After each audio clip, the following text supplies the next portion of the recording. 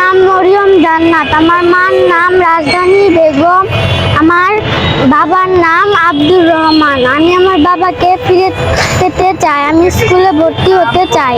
কতদিন থেকে আপনার এবং আপনার বাচ্চার ভরণ পোষণ সে দিচ্ছেন? 2019 সালে মামলা করছি, 18 সালে 18 সাল হয়তো থেকে 18 সাল পার হয়ে গেছে, হয়তো 2-1 মাস ছিল, 2-1 মাস ছিল, মানে 19 সালে ধরেন, 19 সালে ধরেন। সাল থেকে সে আপনার ভরণ পোষণ বাচ্চার ভরণ পোষণ দিচ্ছেন, না, না। যোগাযোগ মেনটেন করতেছেন। না না, তো আপনি এখন কার কাছে এই অভিযোগটা দাখিল করতে চান? কিভাবে এর প্রতিকার পাবেন বলে আপনি মনে করেন?